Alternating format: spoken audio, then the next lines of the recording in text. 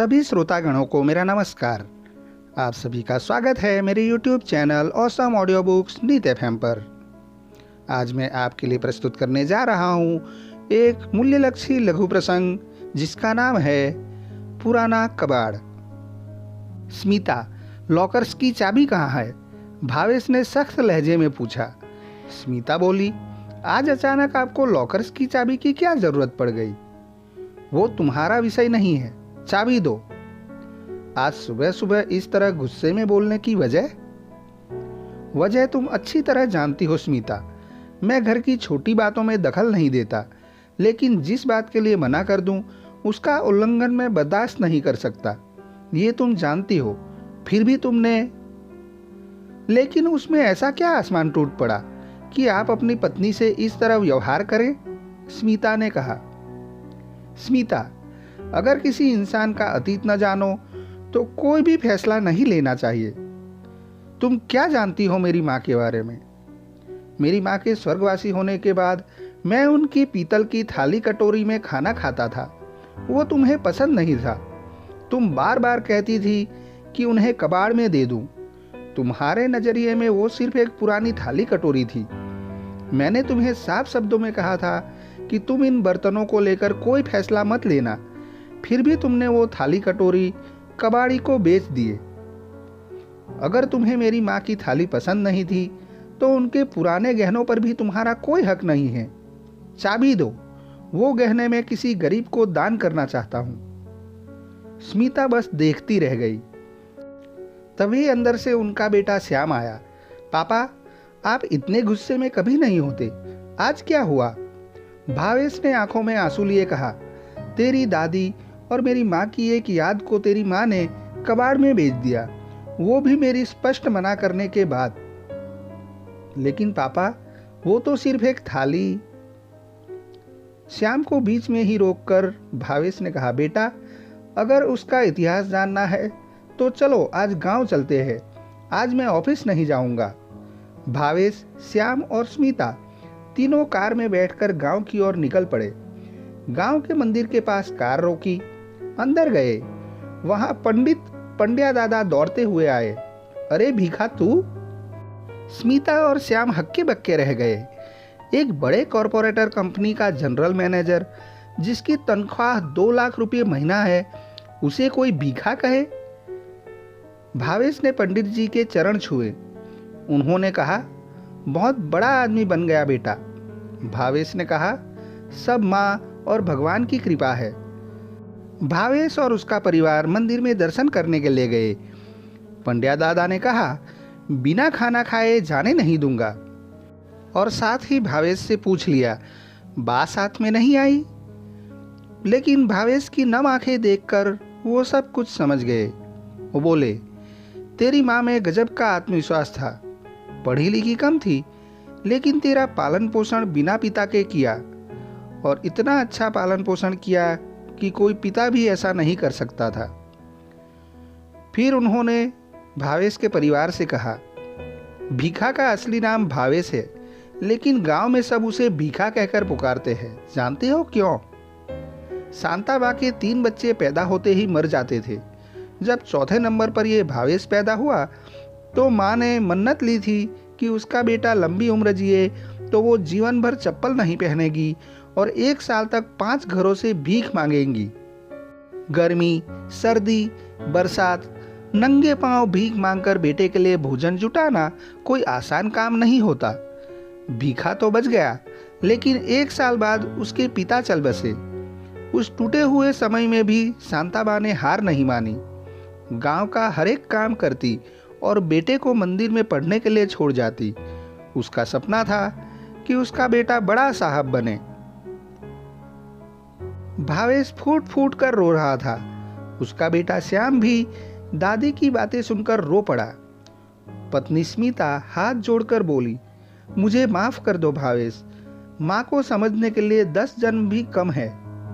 भावेश ने चेकबुक निकाली और पंड्या दादा से कहा, ये 2 चेक है, 1 लाख का मंदिर के लिए और 1 लाख आपके लिए, लेकिन असली काम अभी बाकी है।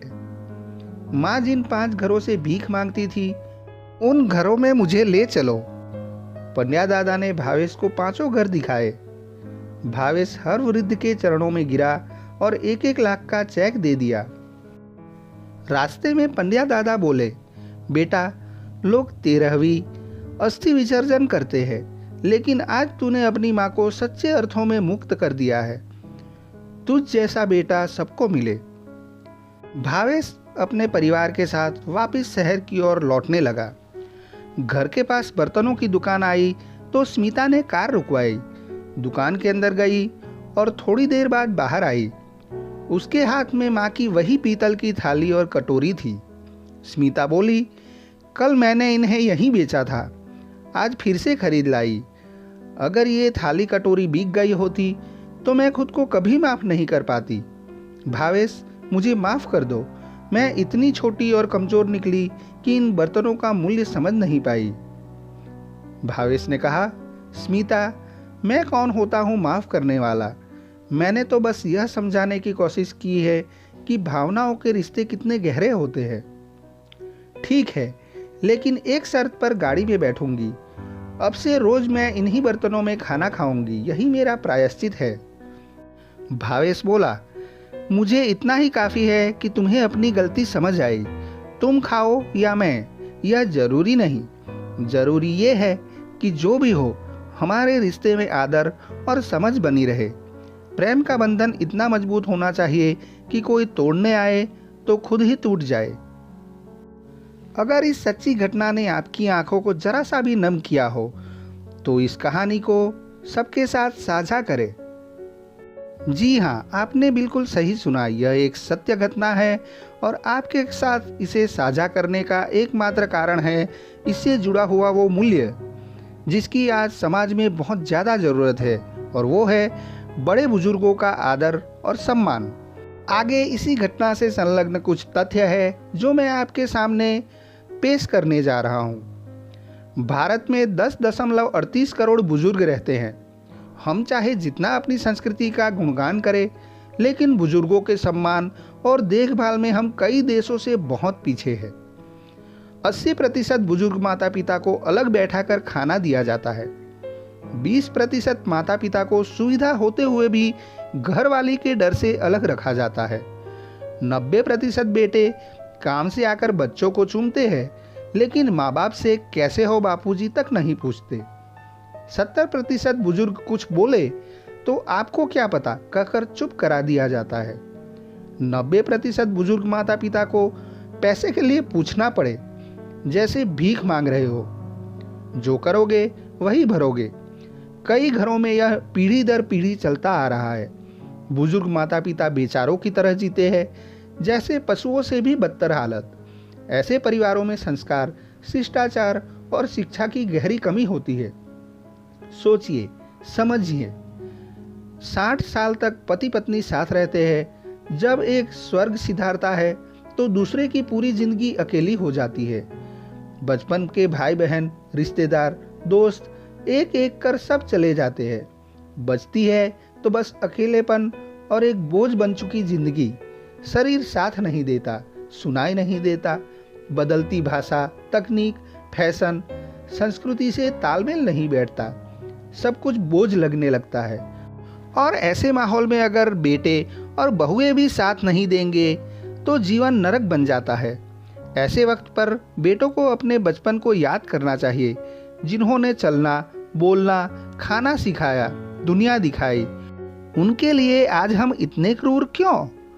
माता पिता को छोड़कर कोई सुखी नहीं हुआ, न कभी होगा। अगर बुजुर्गों की सेवा नहीं कर सकते तो कम से कम उन्हें अपमानित न करें। कैसी हो माँ, कैसे हो पिताजी, ये 4 शब्द भी उन्हें परमानंद दे सकते हैं। मित्रों, बातें कड़वी है मगर सच है। कल को हम भी बूढ़े होंगे, हमें भी ये सब कुछ सहना पड़ सकता है। तो ज़रूरत है ऐसे मूल्यों को हमारे समाज में फैलाने का और इन बातों को बार बार याद दिलाने का। अगर आपको मेरी बातें अच्छी लगी हो तो अपने परिजनों से इसे शेयर करें, मेरे इस वीडियो को लाइक करें और ऐसी ही अच्छी अच्छी बातें, मूल्यलक्षी कहानियाँ और विश्व प्रसिद्ध मोटिवेशनल पुस्तकों की ऑडियो बुक सुनने के लिए मेरे चैनल ऑसम ऑडियो बुक्स नीत एफएम को सब्सक्राइब कर ले। बस इसी के साथ मैं अपनी बात यहाँ पर ख़त्म करता हूँ। जल्द मिलेंगे किसी अच्छी सी नई ऑडियो बुक के साथ। तब तक आपके अच्छे स्वास्थ्य के लिए मैं ईश्वर से प्रार्थना करता हूँ। आप स्वस्थ रहे, सलामत रहे। जय भारत, जय हिंद, अस्तु।